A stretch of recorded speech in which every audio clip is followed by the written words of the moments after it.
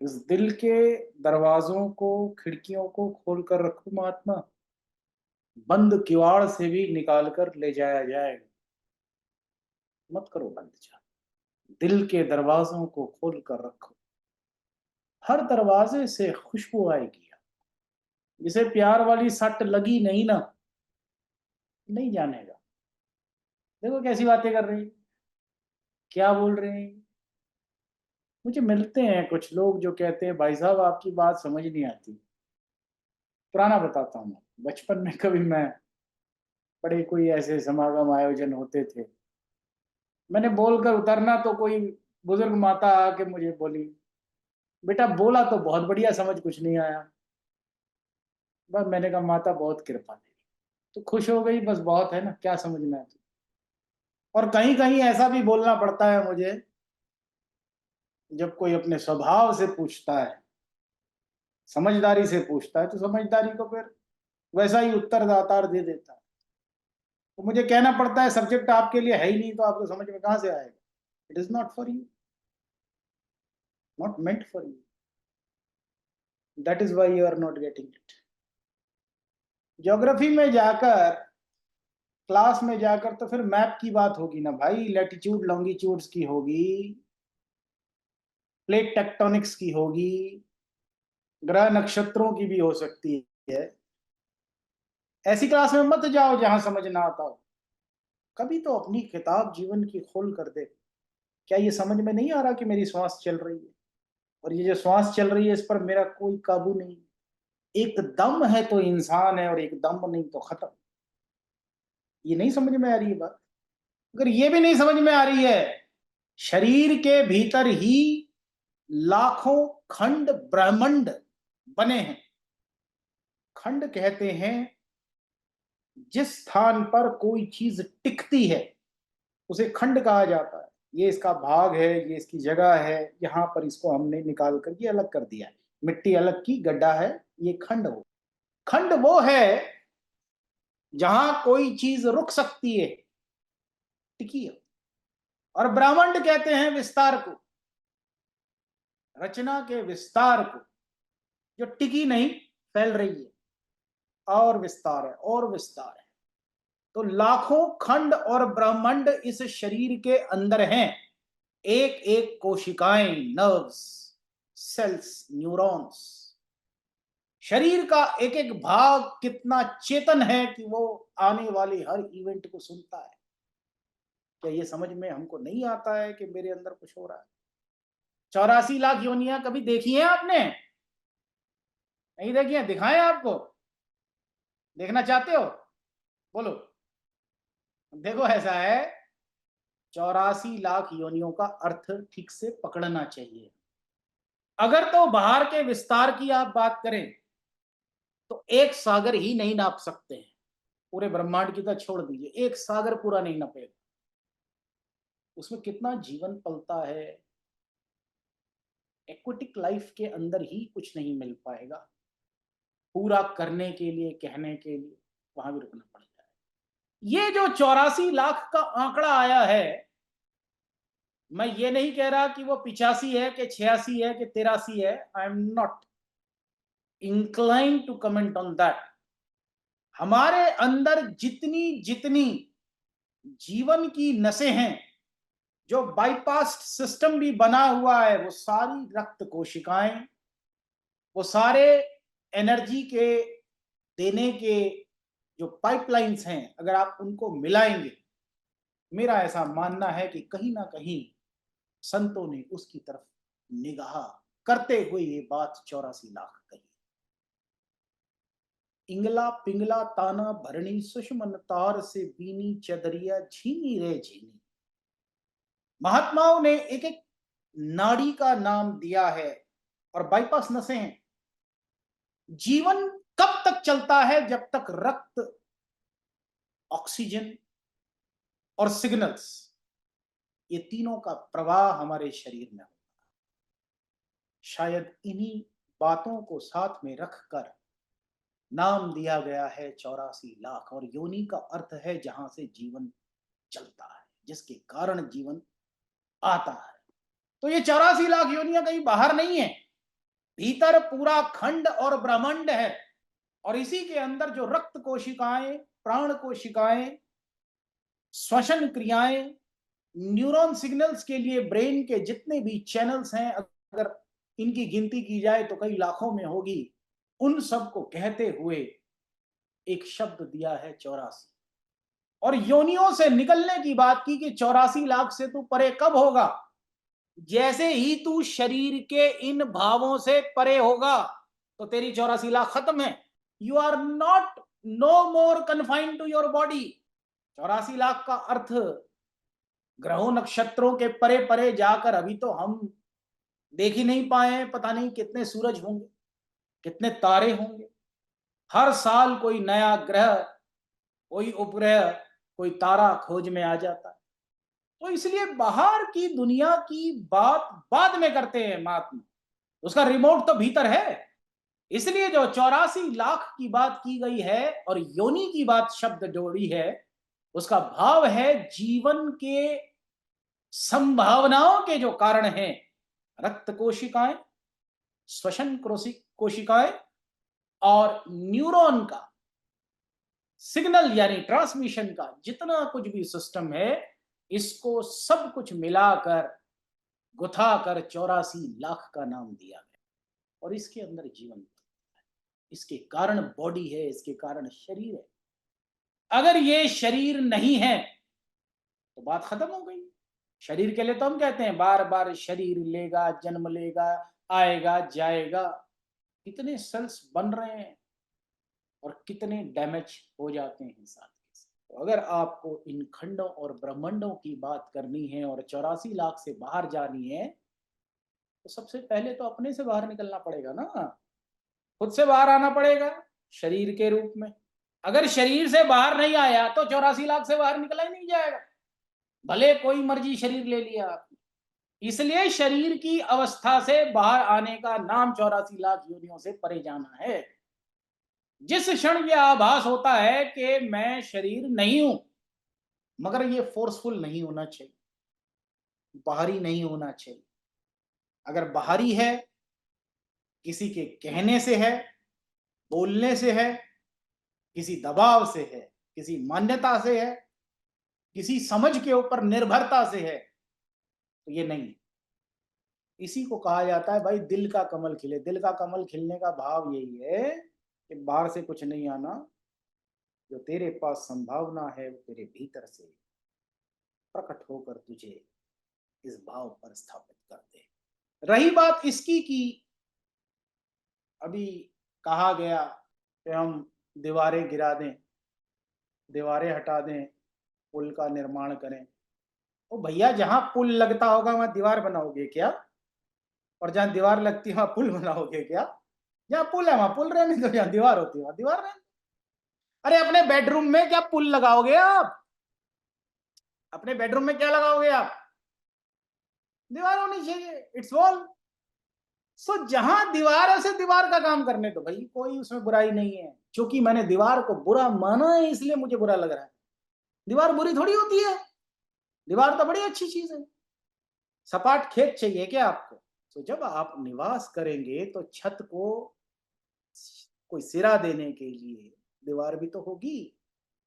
तो जहां दीवार की जरूरत है वहां दीवार रहे, जहां पुल की जरूरत है वहां पुल रहे।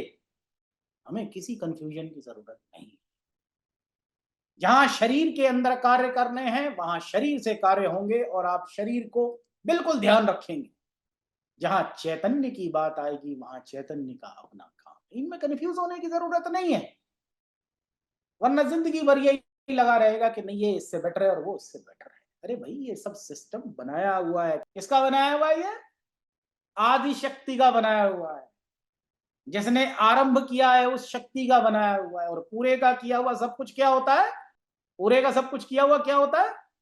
पूरा होता है। अरे भाई, नदी में तो पुल बनेगा, नदी में कहां दीवार बना दोगे आप? दीवार उसके किनारे किनारे थोड़ी सी रख लो वहां तक, ताकि आपकी इधर पानी ना आए। जहां पुल बनना है वहां पुल बना दो, जहां दीवार बननी है वहां दीवार बना दो। No confusion. शरीर शरीर का काम करेगा, आत्म तत्व को इससे बिल्कुल कोई फर्क नहीं। इसीलिए तो महात्मा का मंदिर, मस्जिद, गुरुद्वारा सत्संग स्थल या शमशान में कोई फर्क नहीं है, वो जहां है अपनी मौज में। किसी ने बोला संत को, महाराज कृपा करो मेरे दांत जा रहे हैं, अब मेरे गोडे जा रहे हैं, मेरे मोढे जा रहे हैं, मेरा पांव जा रहा है। उसने कहा भैया सामान जा रहा है, पीछे पीछे तुम भी आओगे और क्या, पहले सामान भेज रहे हैं, पीछे पीछे आना है। इसलिए आदतें डाल रहा हूं, जो जा रहा जाने दो, ज्यादा नहीं पीछे पड़ना है। अब 60-70 की उम्र में जाकर भी इंसान का शरीर से इतना प्रेम बना रहता है कि महाराज आप कृपा करो। 90% जो किसी संत के पास आता है वो केवल अपनी दुविधा लेकर आता है। अरे सुविधा लेके तो आजा कि जो मैंने दुनिया बहुत देख ली, बहुत कर लिया, अब तो मुझे परम धाम दो। वो नहीं चाहिए। किसी ने एक दिन मेरे से बहुत बड़ी प्रार्थना करके कई साल तक बोला, जी मैं कृपा करो, आज मेरे को तो ये रहमत होनी चाहिए, मेरे पे ये होना चाहिए, मेरे पे वो होना चाहिए। मुझे लगा शायद ये जिज्ञासु बनने की तरफ जा रहा है, और अच्छे उम्र दराज आदमी की बात कर रहा हूँ। एक दिन ध्यान आ गया, मैंने उसे कहा महात्मा तू आज आ ही जा, चल सिट विद मी, आजा, बोल क्या चाहिए तुझे, व्हाट डू यू वांट, आज दिल है बोल। वो बोला महाराज ऐसा है, पेशाब बहुत आती है रात में और पेट में गैस बहुत बनती है, आप मुझे आशीर्वाद दे दो। मैंने कहा ले जा। अरे फिर अगले दिन उसने बताया भी मुझे, बोला महाराज रुक गया, बढ़िया हो गया काम, आपका आशीर्वाद लग गया। मैंने कहा वो था ही नहीं आशीर्वाद, तो तूने तो कुछ और ले लिया मेरे से। जो आशीर्वाद था वो तो सुरक्षित है अपनी जगह पे, वो तो हिला ही नहीं, तूने कहां से आशीर्वाद ले लिया भाई। जन्म मरण के मिटे अंदेशे, साध के पूर्ण उपदेश। जन्म और मरण का अंदेशा यही 84 लाख कोशिकाओं की बात है, नर्व्स की बात है। वो 84 लाख नर्व्स जो तेरे न्यूरॉन्स ले जाती हैं, जो तेरे अंदर श्वास देती हैं, जो तेरे अंदर रक्त का बहाव करती है, जो तेरे अंदर फ्लूइड्स लेके जाती हैं, उन सबको ऐड कर, that will be 84 lakhs around, must be, it could be, क्योंकि जो तेरे पिंड में है वही तो ब्रह्मांड में है। वो इसलिए बहुत बड़े प्रेम से इसको रखना। तो अगर बहुत दयालु होने के बाद अगर आशीर्वाद लेने की बात आ रही है, और उस समय 80 साल की उम्र में भी केवल शरीर, दांत, कान, आंख, नाक की बात कर रहा है इंसान, वो आशीर्वाद है कोई? मुझे तो नहीं लगता। तो इसलिए ब्रह्म को सबसे पहला तो क्लियर समझिए, तत्वबोध वो स्पार्क है जिसके द्वारा शरीर भाव से आप निकलकर सीधे अपने सच्चित आनंद स्टेट पर डायरेक्ट आपको डायरेक्शन मिलता है, सीधा। और कोई ज्ञान ये काम नहीं कर सकता। अगर कोई ये समझता है कि मैं कोई ज्ञान देकर, बताकर, कहकर ये अवस्था दूंगा, इट इज नॉट सो। वो स्पार्क है जो बेहद सूक्ष्म भी है, रेयरेस्ट ऑफ द रेयर भी। रही बात आकाश और परमात्मा की भिन्नता की, अब ये ब्रह्म क्यों कहा जाता है, थोड़ा समझने की जरूरत है। प्रभु क्यों कहा जाता है, प्रभुत्व के कारण कहा जाता है, थोड़ा समझना है इसको कि अगर इसमें परमात्मा की बात है तो मेरा क्या रोल है इसमें, वेयर डू आई स्टैंड। इसलिए कोई कंफ्यूजन की जरूरत नहीं है। शरीर को अलग, स्वयं को अलग, और फिर इनको अलग अलग देखने के बाद भी एक देख पाना, पूरे ब्रह्मांड को एक देख पाना, परम शक्ति के साथ इंटीग्रेट रूप में अपने आप को इंटीग्रेटेड देखना, दैट इज कॉल्ड एकत्व और एब्सोल्यूट इंक्लूसिवनेस, जिसमें जड़ चेतन ब्रह्मांड, ब्रह्म गुरु, शिष्य, शरीर, रचना, रचनहार, सब एक ही प्लेट में हो गए, खत्म हो गई माम। बिकॉज आप उसे देख रहे हैं। इसीलिए मैंने कहा सतगुरु व्यक्ति नहीं हो सकता, शक्ति है। और जहां जहां हम जीवन में रुके होते हैं वहां वहां से महात्माओं को निकालने की बात सामने आती है। थोड़ी देर के लिए कोई जाकर किसी को देखकर प्रसन्न भी हो जाता है, जी मैंने दर्शन कर लिया, मैंने देख लिया। खाक दर्शन किया आपने, हाड़ मांस के शरीर के दर्शन किया आपने, पिंड के दर्शन किए आपने। अरे पिंड का तो दान किया जाता है, जो पिंड है उसका भी दान कर दिया जाता है कि आज से पिंड दान का भाव क्या था, जो अब तक है मैं वो भी समर्पित करता हूं, समर्पयामी। पांच तत्व को समर्पित करता हूं, मैं उसी के दर्शन करके आ गया। Whom have you seen?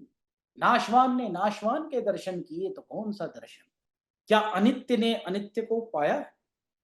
रही बात आंखों के दर्शन की, उसके बारे में बात हो चुकी है कि कानों से सुना और आंखों से देखा सब भ्रम हो सकता है। अगर कोई ये कहता है कि मैंने ब्रह्म को आंखों से देख लिया है, मैं इसे आंखों से देखता हूं, तो मुझे उससे पूछना पड़ेगा वो कौन सी आंखें हैं जिससे तू देखता है भाई? ये पांच तत्वों की चर्म की आंखों से देखता है? क्या दिखता है तू? जो खुद चर्म से बना है वो चर्म से परे जा सकेगा क्या? You can not. इसलिए पांच तत्व को देखते हैं। ध्यान दीजिएगा, मैं पहले भी इस बारे में रखा है, कभी विस्तार से इसके बारे में।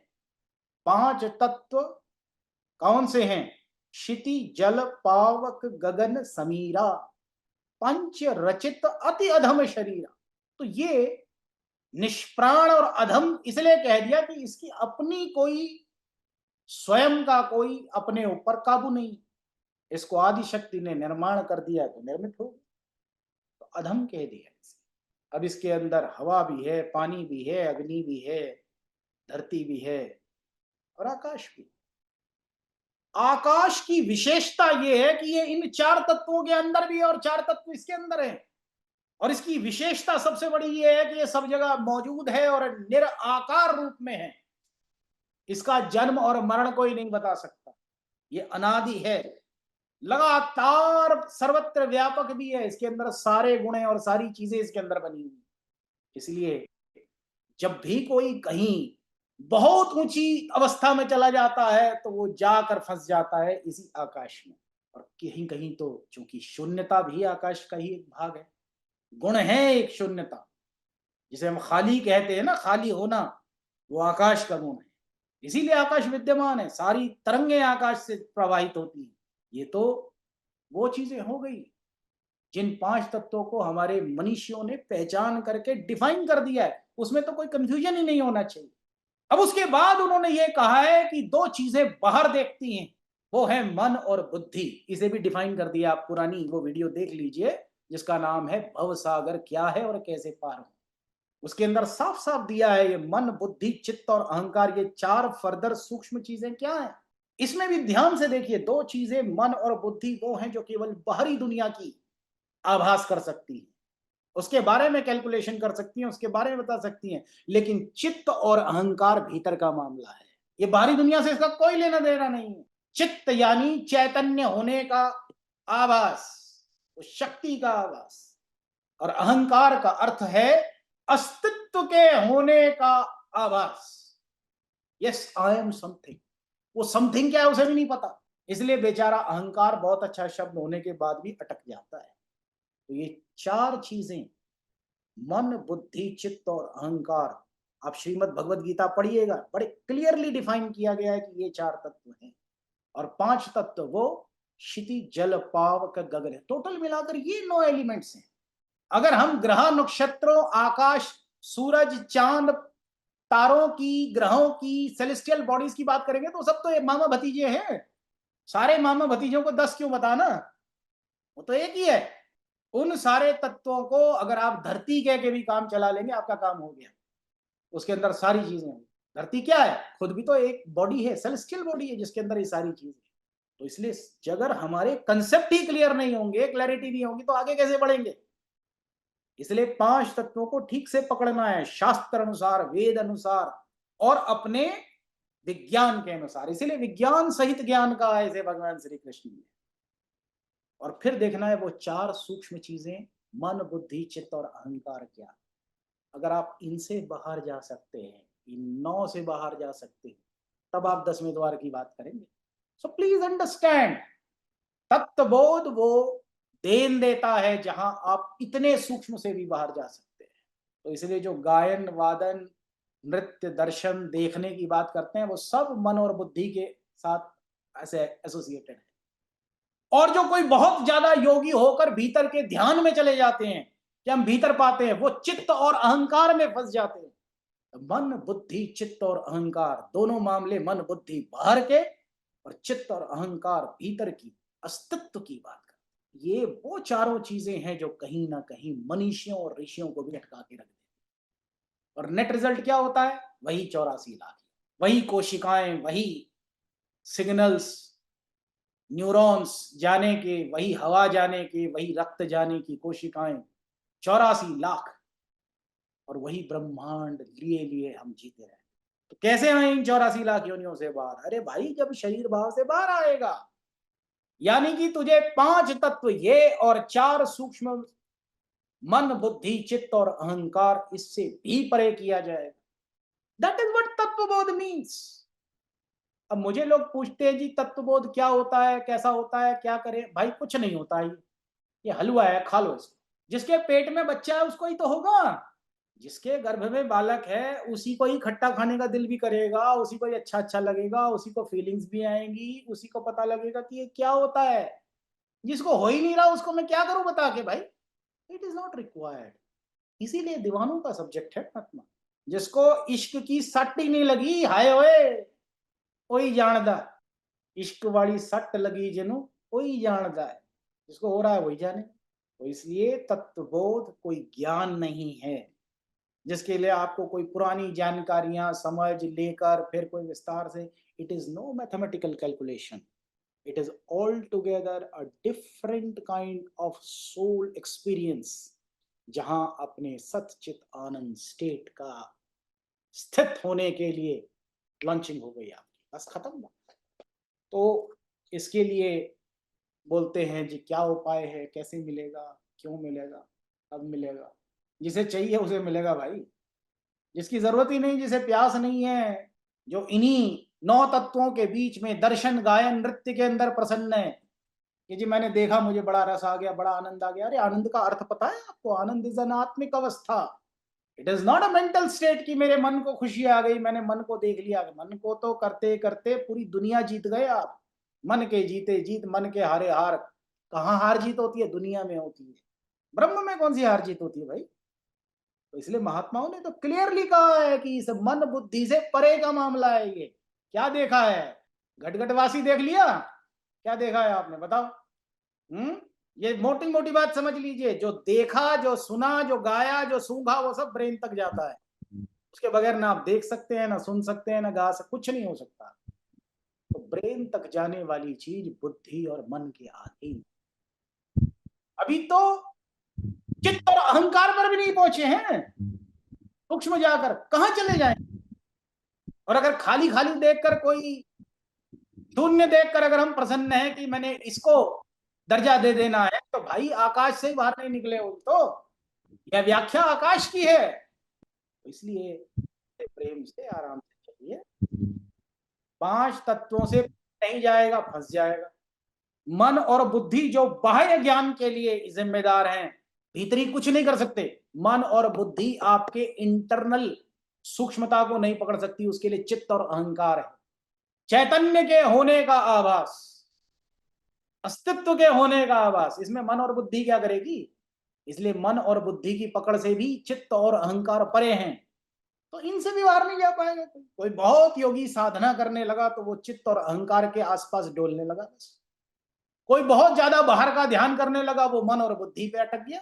तो रहे तो 9 तत्वों के बीच में ही, तो रहा तो 84 लाख, यानी कि शरीर और शरीर भाव के साथ ही उन रक्त कोशिकाओं, और वो जो जीवन देने के लिए न्यूरॉन्स हैं, जो हवा देने के लिए, जो रक्त देने के लिए, उन्हीं के साथ बने, उन्हीं 84 लाख में जीवन चल रहा है।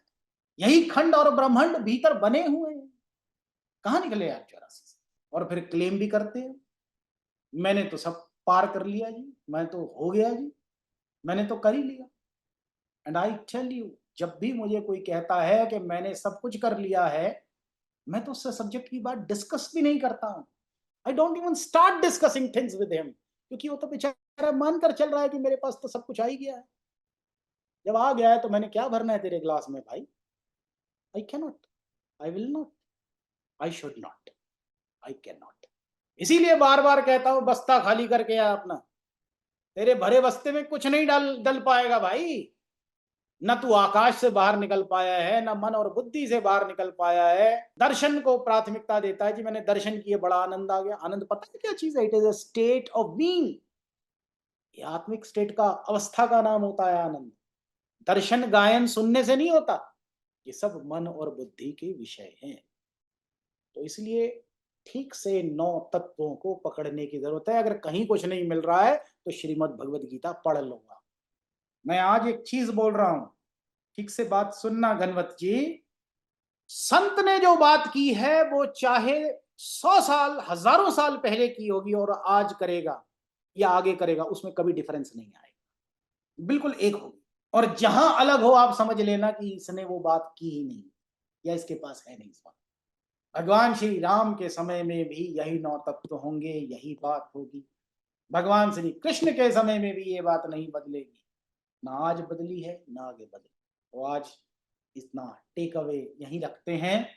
9 प्रकृति जिसे कहा जाता है या बनाई हुई रचना कहा जाता है, उसे ठीक से समझना है। 5 स्थूल चीजें, क्षिति, जल, पावक, गगन, समीरा। और जब क्षिति कहा है, धरती कहा है, तो उसके अंदर सूरज, चांद, तारे सब कुछ आ गए, प्लेनेट सब कुछ आ गए। धरती कोई अलग चीज नहीं है, वो भी इसी कॉस्मोस का, प्लेनेटरी सिस्टम का एक पार्ट है। तो आपने सब कुछ इंक्लूड कर दिया, क्योंकि बाकी जगह भी अगर मिलेगा तो आपको हवा मिलेगी या जल मिलेगा या यही सब चीजें मिलेंगी। और आकाश के अंदर सब कुछ है और सबके अंदर आकाश है। इसलिए किसी भी खाली स्थान को आकाश का दर्जा दिया जाता है कि ये आकाश है, क्योंकि सबके अंदर है। इसी को बड़े आराम से गुरबाणी में बहुत क्लियरली महात्माओं ने कहा है, सचखंड वसै निरंकार। इस सचखंड की तो बात कर दी है, विस्तार की तो कर दी है, लेकिन जो विराज रहा है वो कौन? मैं विराज रहा हूं कि नहीं, मेरी पकड़ है कि नहीं, मैं गया कि नहीं। तो इसलिए फिर मैं आपके पास ये बात रख रहा हूं, ठीक से 5 तत्वों को पकड़िए, ठीक से 4 सूक्ष्म तत्वों को पकड़िए। ये मन, बुद्धि, चित्त और अहंकार क्या है? अब अगर कोई ये कह दीजिए मुझे तो समझ ही नहीं आता, भाई समझ में क्यों आएगा? आपका आपका सब्जेक्ट आपने बनने ही नहीं दिया इसको। आपके शास्त्रों में, वेदों में, उपनिषद में सब कुछ लिखा है ये। इसको बड़े आराम से टॉफी की तरह चूसते हुए, प्रेम से, टॉफी जैसे चूसते हैं उसी तरह से प्रेम से लेते जाइए। लेकिन इससे पार करने का एक ही तरीका है और वो है तत्व का बोध।